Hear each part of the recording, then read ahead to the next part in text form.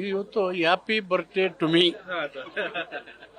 ಯಾರು ಹೇಳಿದ್ರೆ ಫೋನ್ ಮಾಡಿದ್ರೆ ಅವ್ರು ಹೇಳೋಕ್ಕಿಂತ ಮೊದಲೇ ಹ್ಯಾಪಿ ಬರ್ತ್ಡೇ ಟು ಮೀ ಅಂತ ನಾನು ಹೇಳ್ಬಿಡ್ತಾ ಇದ್ದೀನಿ. ಕಾರಣ ಏನು ಅಂದರೆ ಇವತ್ತಿನ ಡೇಟ್ 14 ಇದೆಯಲ್ಲ, ಅದು ನನ್ನ ಸ್ಕೂಲ್ಗೆ ಮೇಷ್ಟ್ರು ಬರ್ಕೊಂಡಿರೋದು. ನಮ್ಮಲ್ಲಿ ನನ್ನ ಬಿಟ್ಟು ಒಬ್ಬರು ಓದೇ ಇಲ್ಲ ಅವಾಗ. ಹೆಬ್ಬೆರಳು ಮತ್ತು ಮನೆಯಲ್ಲಿ ತೊಲ ಅಂತ ಹಾಕಿರ್ತಾರೆ ಮರದ್ದು, ಅಲ್ಲಿ ಒಂದು ಗೀಟ್ ಹಾಕೋದು.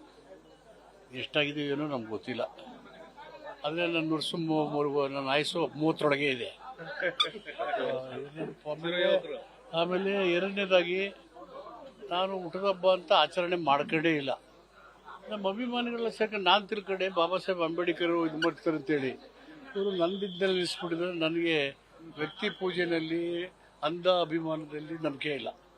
ಆದರೆ ಅಭಿಮಾನಿಗಳು ಮಾಡಿಬಿಟ್ಟಿದ್ದಾರೆ, ಅದಕ್ಕೆ ಮಾಡಬೇಡಿ, ರಕ್ತದಾನ ಮಾಡಿ ಅಂತ ಹೇಳಿದ್ದೀನಿ. ಯಾರ್ಯಾರು ಬರ್ತಾರೆ ಎಲ್ಲ ಕಡೆ ರಕ್ತದಾನ ಈ ಥರ ಸಾಮು ಬರ್ತಾರೆ, ಅನೂರು, ಕೊಳ್ಳೇಗಾಲ, ನಗರ ಈ ಕಡೆ ಎಲ್ಲ ಮಾಡ್ತಾಯಿದ್ದಾರೆ ಅಂತ ಹೇಳಿದ್ರು. ಬಟ್ ಇದು ನೆಪವಾಗಿ ಇಟ್ಕೊಂಡು ಸಾಮಾಜಿಕವಾಗಿ ಕೆಲಸ ಮಾಡಿ ಅಂತ ಹೇಳಿದ್ದೀನಿ. ಅಭಿಮಾನ ಗಳಿಸೋದು ಕಷ್ಟ ಅಲ್ವಾ? ಆದ್ದರಿಂದ ನಾನು ಅಭಿಮಾನಿಗಳ ಅಭಿಮಾನಿ. ಅಷ್ಟೊಂದು ಅಸಂಖ್ಯಾತ ಜನ ನಂಬಿಕೆ ಇಟ್ಟಿದ್ದಾರೆ, ಪ್ರೀತಿ ಇಟ್ಟಿದ್ದಾರೆ, ಭರವಸೆ ಇಟ್ಟಿದ್ದಾರೆ. ಅವ್ರ ಪ್ರೀತಿ, ನಂಬಿಕೆ, ಭರವಸೆಗೆ ತಕ್ಕಾಗಿ ನಡ್ಕೋಬೇಕಲ್ಲ.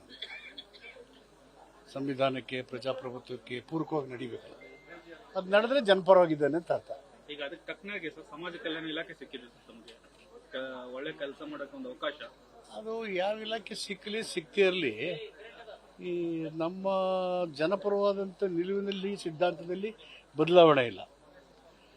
ಅಧಿಕಾರ ಇದ್ದಾಗಲೂ, ಅಧಿಕಾರ ಇರಲಿದ್ದಾಗಲೂ.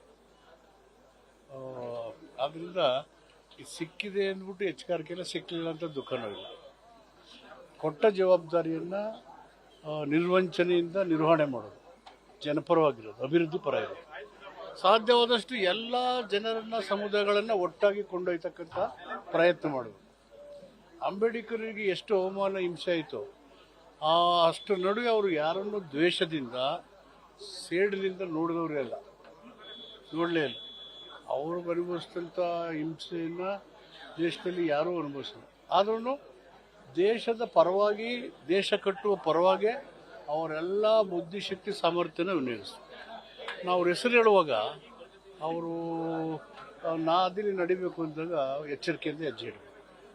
ಸರ್, ಈಗ MMLs ಅಲ್ಲಿ ಕ್ಯಾಬಿನೆಟ್ ಮೀಟಿಂಗ್ ಕರೆದಿದ್ರು ಸರ್, ಜಾತಿ ಗಣತಿ ವಿಚಾರ ಏನಾದ್ರು ಚರ್ಚೆ ಆಗುತ್ತೆ? ವಿಶೇಷ ಇನ್ನೊಂದು ಸಚಿವ ಸಂಪುಟ ಸಭೆ ಇಲ್ಲ, ಅದು ಅಪೂರ್ವ ಆಗಿದೆ. ಆಮೇಲೆ ಅಲ್ಲಾದ್ರೂ ಆಗ್ಬೋದು ಅಥವಾ ಇನ್ನೊಂದು ಸರಿ ಏನೂ ಆಗ್ಬೋದು. ಜಾರಕಿಹೊಳಿ ಅವರು ಹೇಳ್ತಾ ಇರುವಂತದ್ದು ಸಾಕಷ್ಟು ಜಟಿಲವಾಗಿರುವಂತದ್ದು, ಇನ್ನೊಂದು ವರ್ಷ ಆದ್ರೂ ಟೈಮ್ ಬೇಕಾಗ್ಬೋದು ನಮ್ಗೆ ಅಂತ. ಚರ್ಚೆಗೆ ಅವಕಾಶ ಅಷ್ಟೊಂದು ಆಗ್ಬೋದು ಅಂತಿದ್ದಾರೆ. ಅಲ್ಲಿ ನೋಡೋಣ, ಈಗ ಎಲ್ಲ ಮಂತ್ರಿಗಳಿಗೆ ನೆಕ್ಸ್ಟ್ ಮೀಟಿಂಗಲ್ಲಿ ಮಾಡೋಣ ಅಂತ ಹೇಳಿದ್ದಾರೆ.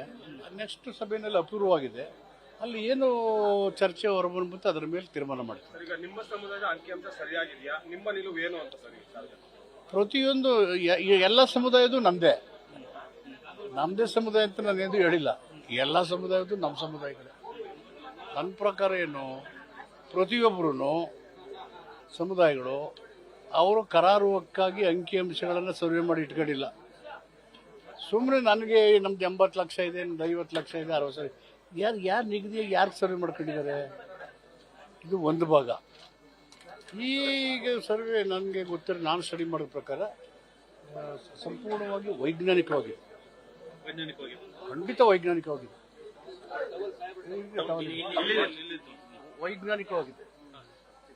ಅದರ ಅಧ್ಯಯನ ಆಗಬೇಕು.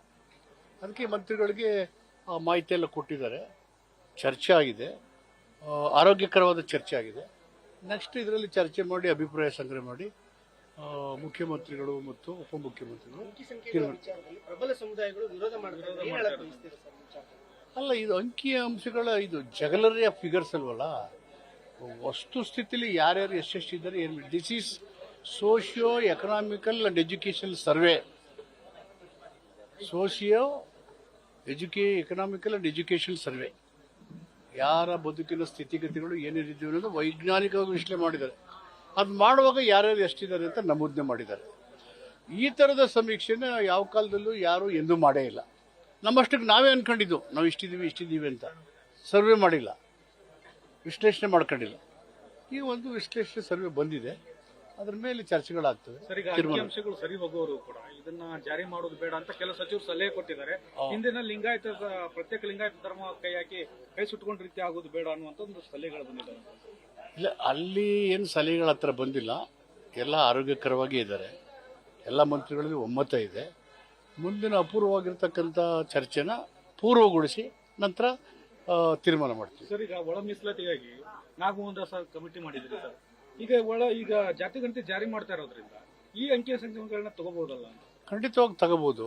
ಈ ಅಂಕಿಅಂಶಲು ಒಳ ಮೀಸಲು ಸಂಬಂಧಪಟ್ಟಂಗೆ SC ಅಂದರೆ 101 ಜಾತಿ ಇರೋ ಒಂದು ಗುಂಪು, ಅದು SC ಅಂತ ಬರ್ಕೊಳ್ತಾರೆ. SCನಲ್ಲಿ ಯಾವುದು, whether your right or left, Bhovi or Lamani, Korcha or ಕೊರ್ಮಾನ ನಮೂದನೆ ಮಾಡಿಲ್ಲ. ಆದಿ ದ್ರಾವಿಡ, ಆದಿ ಕರ್ನಾಟಕ, ಆದಿ ಆಂಧ್ರ ಅಂತಿದ್ದೇವೆ. ಇದರಲ್ಲಿ ಇವರಲ್ಲಿ ನೀವು ಯಾರು ಅಂತ ಇದರಲ್ಲೂ ಮಾಡಿಲ್ಲ. ಹೀಗಾಗಿ ಇದು ಕರಾರುವಕ್ಕಾಗಿ ಹೇಳ್ಬೇಕು. ಇಲ್ಲೂ ಅಷ್ಟೇನೆ, ನಾವು ಜಾಸ್ತಿ ವಿತೌಟ್ ಸರ್ವೆ ಮಾಡಿದೆ ಖಚಿತವಾಗಿ ಆಗ್ಬೇಕಲ್ಲ. ಅದಕ್ಕೆ ಕಮಿಟಿ ಮಾಡಿದ್ದೆ ಸರ್. ನಾಗಮೋಹನ್ ಮತ್ತೆ ದತ್ತಾಂಶ ಬೇಕಲ್ಲ. ಜನಸಂಖ್ಯೆ ಆಧಾರದ ಮೇಲೆ ಮೀಸಲಾತಿ ಕೊಟ್ಟಿದ್ದೆ ಕೇಳುವಾಗ ಇದಾಗಬೇಕಲ್ಲ ಕರಾರುವಕ್ಕಾಗಿ. ಯಾರ್ಯಾರು ಎಷ್ಟಿದ್ರೆ ನಾವು ಸಂಪೂರ್ಣವಾಗಿ ಈ ಒಳ ಮೀಸಲಾತಿನ ಜಾರಿ ಮಾಡ್ತೀವಿ ಅಂತ ಒಪ್ಕೊಂಡು ಕ್ಯಾಸೆಟ್ ಸಮಿತಿ ಮಾಡಿದ್ದೀವಿ. ಎಲ್ಲ ಸವಲತ್ತುಗಳು ಕೊಡ್ತಾ ಇದ್ದೀವಿ, ಕಾಲ ನಿಗದಿ ಮಾಡಿದ್ದೀವಿ. ಅಷ್ಟಾದರೂ ಕೆಲವರು ರಾಜಕೀಯ ಮಾಡೋಕ್ಕೆ RSS BJPಯವರು ಕೆಲವ್ರನ್ನ ಎತ್ಕಟ್ಬಿಟ್ಟು ಅವ್ರು ರಾಜಕೀಯವಾಗಿ ಮಾಡ್ತಾರೆ, ವಿಚ್ ಇಸ್ ನಾಟ್ ಕರೆಕ್ಟ್. ಸರ್ಕಾರಿ ಅಲ್ಲಿ BJPಯವರು ಇದ್ದವ್ರು ಯಾರೋ ಮನುಷ್ಯಗಳಿದ್ದಕ್ಕೆ ಉಸಿರು ಬಿಡುತ್ತಿರಲಿಲ್ಲ. ಇದಕ್ಕಿದ್ದಕ್ಕೆ ಸೂರರಾಗ್ಬಿಟ್ಟಿದ್ದಾರೆ. ಈಗ ನಾರಾಯಣ ಸ್ವಾಮಿ ಅವರು ಕೇಂದ್ರದಲ್ಲಿ ಒಳ ಮೀಸಲಾತಿ ಕೊಡೋಕ್ಕಾಗದೆ ಪಾರ್ಲಿಮೆಂಟಲ್ಲಿ ಸ್ಟೇಟ್ಮೆಂಟ್ ಮಾಡಿದ್ರು. ಕಾರಜೋಳ ಅವರು ಕ್ಯಾಬಿನೆಟ್ನಲ್ಲಿ Sadashiva commission report is closed ಅಂತ ಹೇಳಿದ್ರು. ಹಾಗೆ ಇವ್ರು ಯಾರೂ ಮಾತಾಡ್ದೇನೆ ಇದಕ್ಕಿದ್ದಕ್ಕೆ ಸೂರ್ತನ ಬಂದ್ಬಿಟ್ಟಿದೆಯಲ್ಲ. ನಿಮ್ಮ ಜೊತೆ ಇದ್ದೀವಿ, ನಾವು ಸಾಯಕ್ಕೆ ಸಿದ್ಧ ಇದ್ದೀವಿ ಅಂತ. ಬದುಕಿರಾಗಲ್ವ ಸಾಯ ಪ್ರಯತ್ನ ಮಾಡೋದು? So this political statement is not correct. In the interest of the scheduled caste and scheduled tribe, backward class or farmers or labour, ವಸ್ತು ಆಧಾರಿತ ರಾಜಕೀಯ ನಿಲುವುಗಳನ್ನು ಪ್ರದರ್ಶಿಸಬೇಕು. Whether it is a party or B party, ಇದರ Congress, JDS, BJP. ನಾವು ಸಾರ್ವಜನಿಕ ಜೀವನಕ್ಕೆ ಸಂವಿಧಾನಾತ್ಮಕ ವಿಷಯಗಳನ್ನು ಜನರಿಗೆ ತಲುಪಿಸೋದಕ್ಕೆ. ಸೊ ಹೀಗಾಗಿ ಇದಕ್ಕೆ ನಾವು ಭದ್ರಾಗಿದ್ದೀವಿ ಅಂದ್ರೂ ಕೆಲವರು ಬಾಯಿಗೆ ಬಂದಾಗ ಮಾತಾಡೋದು, ನಮಗೂ ಎಲ್ರಿಗೂ ಮಾತಾಡೋಕೆ ಬರುತ್ತೆ.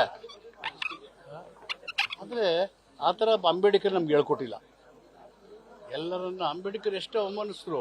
ಅವ್ರೇನು ಹೇಳಿದ್ರು ನೋಡಿ, ಪಾಪ ಒಬ್ಬರು ಜನವರಿ ತಗೊಂಡು ಇಟ್ಸ್ ನಾಟ್ ಕರೆಕ್ಟ್, ಆ ಥರ ಮಾಡೋದು ಸರಿಯಲ್ಲ. ಆದರೆ ಅಂಬೇಡ್ಕರ್ ಸರಿಯಲ್ಲ, ಇಟ್ಸ್ ನಾಟ್ ಕರೆಕ್ಟ್. ಆಗಿದ್ರೆ ಐ ಡೋಂಟ್ ನೋ, ಅವರು SP DC ಎಲ್ಲ ಸ್ಟೇಟ್ಮೆಂಟ್ ಕೊಡ್ತಾರೆ, ಆ ಥರ ಆಗಿಲ್ಲ ಅಂತ ಟಿವಿಲಿ ನೋಡಿದೆ. ನಮ್ಗೆ ಗೊತ್ತಿಲ್ಲ, ನಮ್ಮ ಇದರಲ್ಲಿ ನೋಡಿದೆ, ಟಿವಿನಲ್ಲಿ ಬರ್ತಾ ಇತ್ತು. ಅದಾಗಿದ್ರೆ ಇಟ್ಸ್ ಕಂಡಮೆಬಲ್. ಯಾಕಂದರೆ ಧಾರ್ಮಿಕ ಆಚಾರಕ್ಕೆ ಸಂವಿಧಾನದಲ್ಲಿ ಮುಕ್ತ ಅವಕಾಶ ಇರೋದ್ರಿಂದ ಹಾಗೆಲ್ಲ ಮಾಡಬಾರ್ದು. ಮತ್ತು ಅಂಬೇಡ್ಕರ್ ಏನು ಹೇಳಿದ್ದಾರೆ, I love Brahmins, I hate Brahminism ಅಂತ ಹೇಳಿದ ಅಲ್ವಾ. I love Brahmins, I hate Brahminism ಅಂತ ಹೇಳಿದ್ದಾರೆ. ಸೊ ಹೀಗಾಗಿ ಇವು ಅಂಬೇಡ್ಕರ್ ಅವರು ಯಾವ ದಾರಿಯಲ್ಲಿ ನಡೆದಿದ್ದಾರೆ ಅದೇ ದೇಶಕ್ಕೆ ಮಾರ್ಗದರ್ಶನ. ಅವರು not because is belongs to schedule cost.